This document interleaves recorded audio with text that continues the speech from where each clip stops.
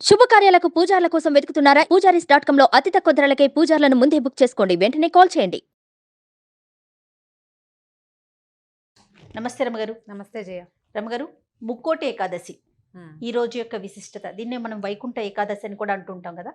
ధనుర్మాసంలో వచ్చే ఏకాదశి. ఇప్పుడు ధనుర్మాసం 12లో లేదనిపిస్తుంది మనకి. అవును. అయితే మార్గశిర మాసం నుంచి ఈ మన మధ్యలో కొంచెం అంటే సూర్యుడు గతి మార్చుకోగానే మన ధనుసులోకి ప్రవేశిస్తాడు. ధనురాశిలోకి ప్రవేశించగానే మనకి ధనుర్మాసం మొదలవుతుంది. ఆ తర్వాత వచ్చే ఏకాదశిని మనం ముక్కోటి ఏకాదశి అంటాం.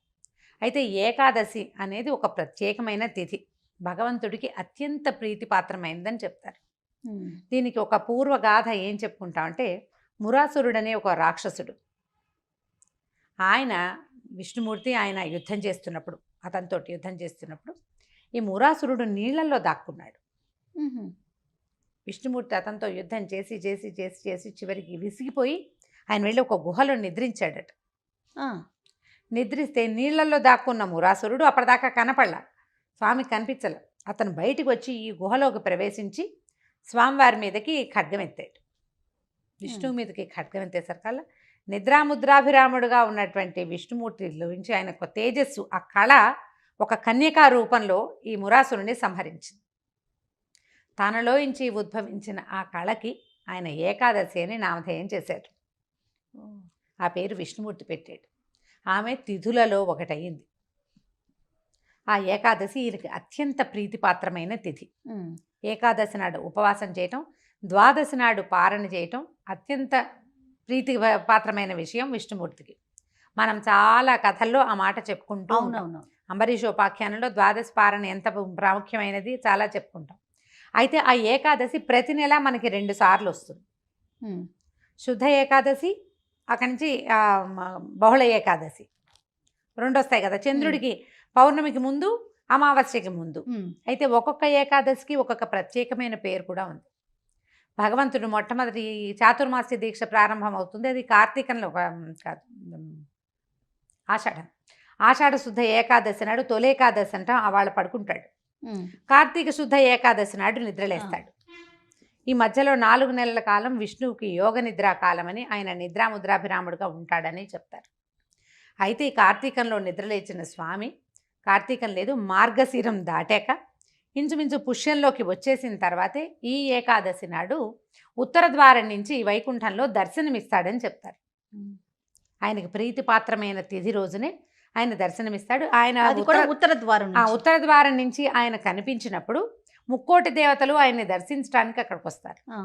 వైకుంఠంలో ఉత్తర ద్వారంలో ఉండటం వల్ల ఏమో వైకుంఠ ఏకాదశిని, ముక్కోటి దేవతలు అక్కడికి వస్తారు. ఆ సమయంలో స్వామిని దర్శిస్తే ముక్కోటి దేవతల్ని దర్శించిన ఫలితం లభిస్తుంది. కాబట్టి ఈ తిథిని ముక్కోటి ఏకాదశి అంటారు. సంవత్సరం అంతా అన్ని తిథులు ఏకాదశులు మనం పాటించకపోయినా ఈ ఒక్క ముక్కోటి ఏకాదశి నాడు ఉపవాసము, జాగరణ చాలా విశేషమైన ఫలితాన్ని ఇస్తాయి. సాధారణంగా కూడా ఏకాదశి ఉపవాసాలు ఉంటారు. ఆ రోజు రాత్రి జాగారం చేయాలని చెప్తారు. రాత్రి నిద్రపోకూడదు. ఈ మురాసురుడు ఈ నీటిలో నుంచి పారిపోయి అతను మరణించిన తర్వాత ఒక సహస్రాంశం వాడిలోది బియ్యంలో దాక్కున్నాడట. అందుకని అన్నం తినకూడదు అంటారు. మురాసురుడి ప్రభావం మన మీద ఉంటుంది ఏకాదశి నాడు అన్నం తింటే. అందుకనే ఆ రోజు బియ్యం గింజలు నోట్లో వేసుకోవడం, అన్నం తినటం చేయకూడదు. ఉపవాసం చేస్తే మంచి ఫలితం లభిస్తుంది. ఒకవేళ మనం ఉండలేకపోయామనుకో, ఈ వైకుంఠ ఏకాదశి నాడైనా కూడా మనం ఆ రోజున ఉపవాసం చేయటం, స్వామి నామస్మరణతోటి జాగరణ చేసి ద్వాదశి నాడు పారణ చేస్తే అత్యద్భుతమైన ఫలితం లభిస్తుంది. ఏకాదశులు సంవత్సరం అంతా ఈ 2 12 24 మనకి వస్తాయి కదా. ఈ 24 ఒకటి చేసినా కూడా అన్నిటి ఫలితము లభిస్తుంది అని చెప్తారు, ఒకవేళ చేయగలిగితే చేయటం. అయితే దేవాలయాల్లో కొన్ని చోట్ల ఉత్తర ద్వార దర్శనం మనకి లభిస్తుంది. అవునవును. ఈవెన్ తిరుమలలో కూడా ఉత్తర ద్వార దర్శనం చాలా విశేషంగా ఉంటుంది కదా. విశేషమైన దర్శనమే చాలా దేవాలయాల్లో మనకు కనిపిస్తుంది. అంటే అన్ని చోట్ల చేయలేకపోతారు. దేవాలయానికి ఉత్తర ద్వారం ఉండాలంటే దాని సంవిధానం పెద్దదిగా ఉండాలి. ఈ ఉత్తర ద్వార సంవిధానం ఏర్పరిచి ఉండాలి అందులో. అట్లా ఏర్పరిచిన చోట ఆ స్వామిని కనుక దర్శనం చేస్తే వైకుంఠంలో నిలబడిన ముక్కోటి దేవతలని మనం ఒకేసారి చూసినట్టు 3 కోట్ల మంది దేవతలతోటి పూర్తిగా సమావిష్టుడై ఉన్నటువంటి విష్ణువుని దర్శనం చేసిన ఫలితం లభిస్తుంది. మన శ్రీనగర్ కాలనీ దేవాలయాలు అయితే నవోదయ కాలనీ దాకా ఉంటాయి అవునవును. ఇవి అన్నీ పూర్తిగా వచ్చేస్తూ ఉంటాయి లైన్లు, ఎన్ని క్యూలు ఉంటాయో అక్కడ, ఎంతమంది ఉంటారో జనం.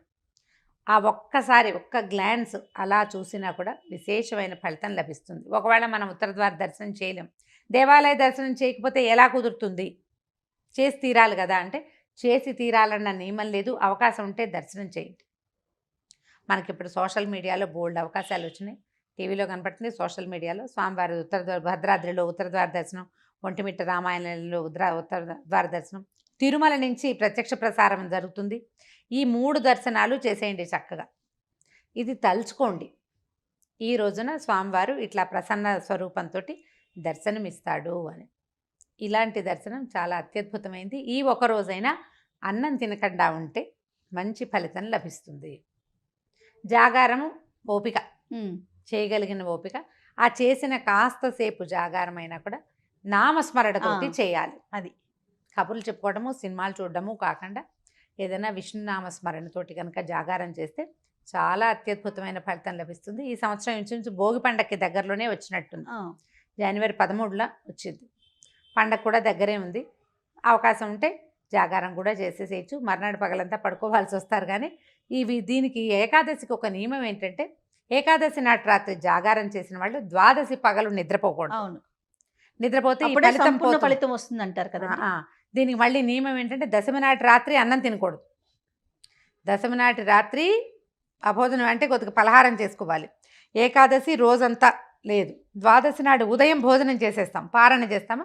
ద్వాదశి నాటి రాత్రి కూడా మనం భోజనం చేయకూడదు, అన్నం తినకూడదు. ఆ నియమంతో కనుక పాటించగలిగితే ఏ ముక్కోటి ఏకాదశి చేసిన ఫలితం లభిస్తుంది.